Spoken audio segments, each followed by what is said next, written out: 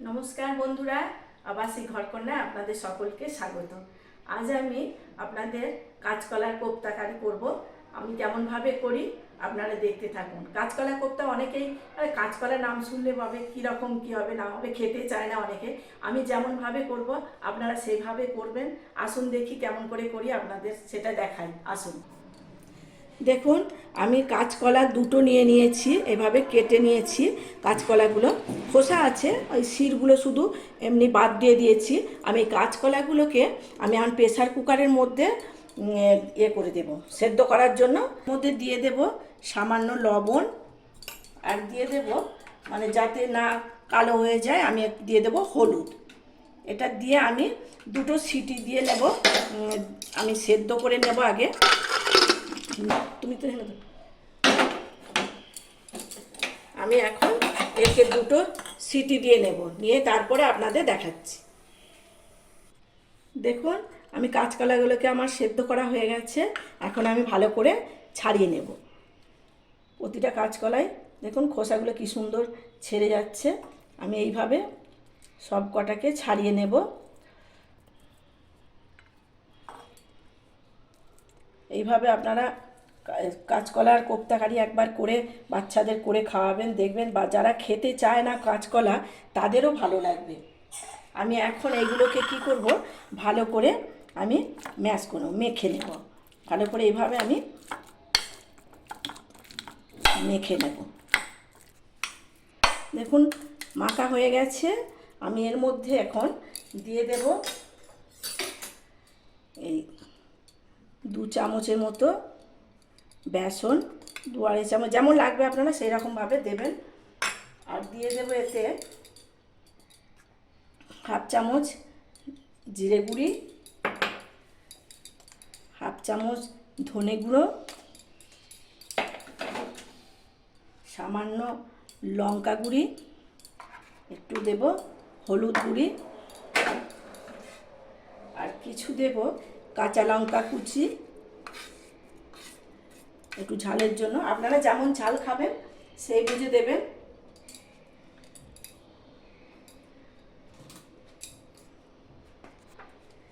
এর কি হলো, আমি এতে সামান্য ভাজা মশলা দিয়ে দেবো।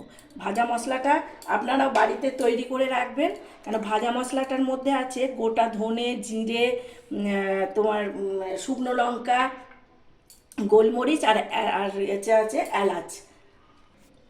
আমি এর মধ্যে এই 1 চামচের মতো এটা ময়দা দিয়ে দেবো। ময়দাটা দিলে কি হবে, আমি ওটাকে বেশ টান টান ভাব রাখবে। আমি এখন এটাকে হাত দিয়েই একটু ভালো করে মাখিয়ে নেব। হাত দিয়ে মাখালে ভালো হয়, এতে চামচে খুব একটা ভালো মাখানো যায় না। আমি এইভাবে ভালো করে ব্যাটাটাকে মাখিয়ে নেব। বন্ধুরা, আমি লবণটা দিতে তখন ভুলে গেছিলাম, আমি হালকা করে লবণ দিয়ে দিলাম। আর আপনারা অল্প করে সামান্য একটু চিনি দিয়ে দেবেন, তাহলে টেস্টটা ভালো আসবে। আমি এটাকে ভালো করে এখন মাখিয়ে নেব। বন্ধুরা, আমি এইভাবে দেখুন কোপ্তাগুলো একে একে এরকম করে তৈরি করে নেব। প্রতিটা কোপ্তাকে আমি এইভাবে এইরকম করে আমি শেপে তৈরি করে নেব। প্রতিটা কোপ্তাকে আপনাদের যদি হাতে লাগে বা দেখেন যে হাতে বসে যাচ্ছে, একটু সামান্য একটু তেল নিয়ে নেবেন। তেল নিয়ে এভাবে আপনারা এই রকম শেপে আপনারা করবেন। আপনারা যে যেমন শেপে করতে পারেন, কেউ বলের মতো করতে পারেন, আবার এরকম একটু মানে চাপা মতো দিয়েও করতে পারেন। এই যে এরকমভাবে যেমন আমি করছি এরকমভাবেও আপনারা করতে পারেন। আপনারা একবার এইভাবে তৈরি করে খেয়ে দেখুন কীরকম লাগে। আশা করি ভালো লাগবে। যারা কোনো দিন এমনি কী বলে খায় না কাঁচকলা, সেও খেতে চাইবে এটা।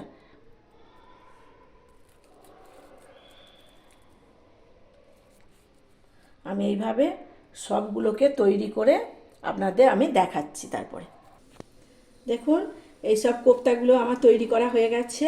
আমি এখানে তেল গরম করতে বসিয়ে দিয়েছি। এই যে এই কড়ার মধ্যে আমি এখন কোপ্তাগুলোকে সব ভেজে নেব।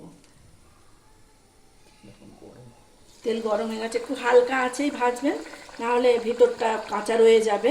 হালকা আঁচে আস্তে আস্তে করে এইভাবে আমি সব কোপ্তাগুলোকে ভেজে নেব। দেখুন এক পিঠ হয়ে গেছে। আমি এইভাবে উল্টে পাল্টে সব কোপ্তাগুলোই এরকমভাবে আমি ভেজে নেব। এরকম করে একটু হালকা আঁচে ভেজে নেবেন, খুব ভালো লাগবে।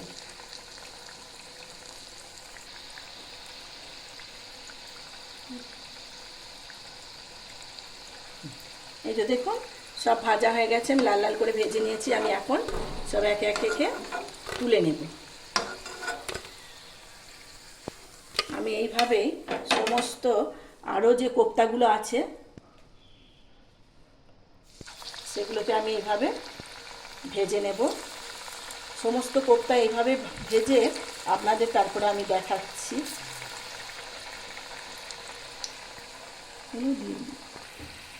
দেখুন সব কোপ্তা আমার ভাজা হয়ে গেছে। আমি এখন সব কটাকে এইভাবে তুলে নেব।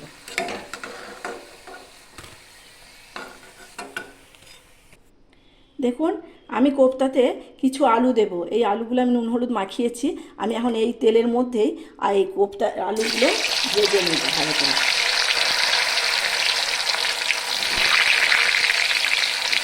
আলুগুলোকেও আমি লাল লাল করে ভেজে নেব। আপনারা চাইলে দিতেও পারেন, আবার আলু নাও দিতে পারেন।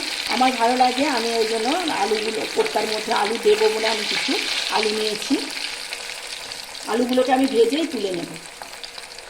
দেখুন আলু লাল লাল করে ভাজা হয়ে গেছে। আমি আলুগুলোকেও তুলে নেব।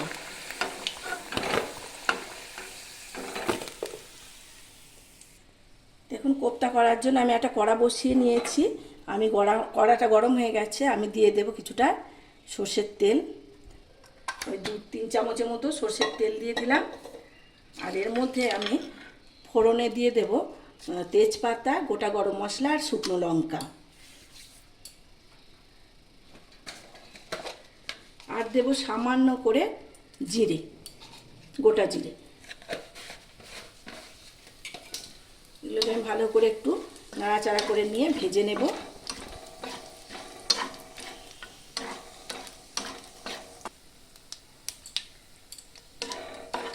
মশলা মোটামুটি আমার ভাজা হয়ে গেছে। এখন দিয়ে দেবো সামান্য হিং। অল্প পরিমাণ হিং দিয়ে একটু হালকা করে নাড়াচাড়া করে নিয়ে এর মধ্যে আমি দিয়ে দেব 1 চামচ আদা বাটা। আদাটাকে ভালো করে আমি ভেজে নেব, যতক্ষণ না এর কাঁচা গন্ধটা যাচ্ছে আমি সেইভাবে ভেজে নেব। আদাটা আমার ভাজা হয়ে গেছে। এর মধ্যে আমি দিয়ে দেব 1-1.5 চামচের মতো টমেটো পিউরি। এটাকে ভালো করে আমি এইভাবে নাড়াচাড়া করে ভেজে নেব।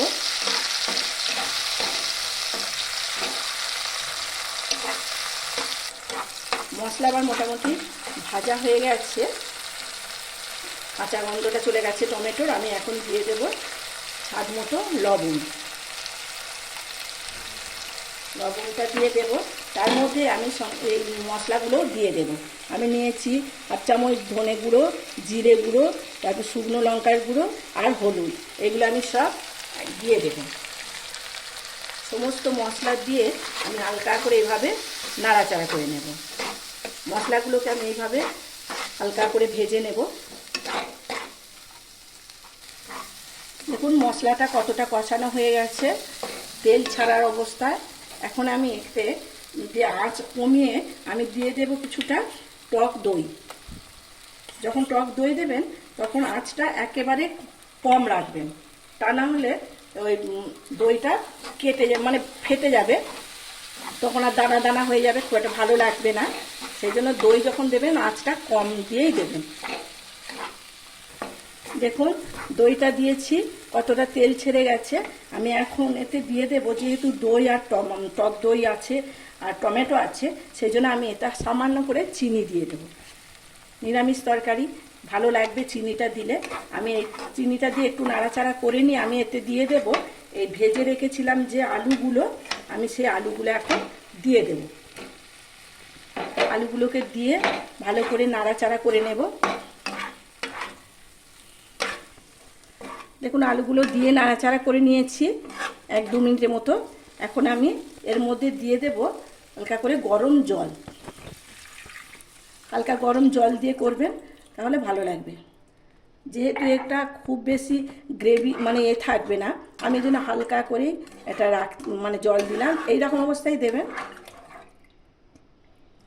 এটা দিয়ে আমি এখন চাপা দিয়ে দেব।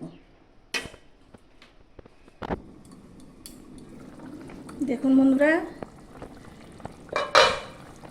গ্রেভিটা অনেকটাই কমে গেছে, আলুটাও সেদ্ধ হয়ে গেছে। এখন আমি এই কোপ্তাগুলোকে একে একে সব দিয়ে দেব। কোপ্তাগুলোকে দিয়ে আমি 2 মিনিটের মতো চাপা দিয়ে ফুটতে দেব।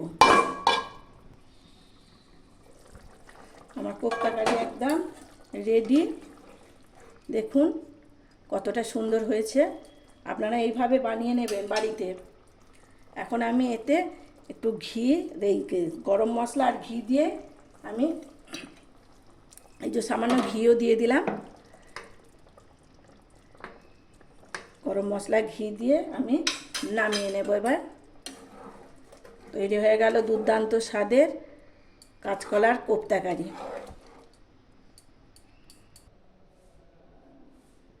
বন্ধুরা, হয়ে গেল আমার এই কাঁচা কলার কোপ্তা কারি। আপনাদের আমি যে কেমন করে করলাম, আপনারা এইভাবে তৈরি করে বাড়িতে একবার খেয়ে দেখবেন, আশা করি ভালো লাগবে। কাঁচকলা অনেকেই তো খেতে চায় না, আপনারা একবার এইভাবে বাড়িতে তৈরি করে মানে সদস্যদের করে খাওয়ান, দেখবেন ভালো লাগবে। আর আমার এই রেসিপি আপনাদের যদি ভালো লেগে থাকে, তাহলে আপনারা আমাকে একটা লাইক করবেন, শেয়ার করবেন, আর কেমন লাগলো কমেন্টের মাধ্যমে অবশ্যই জানাবেন। আপনাদের কমেন্টের আশায় আমি থাকি।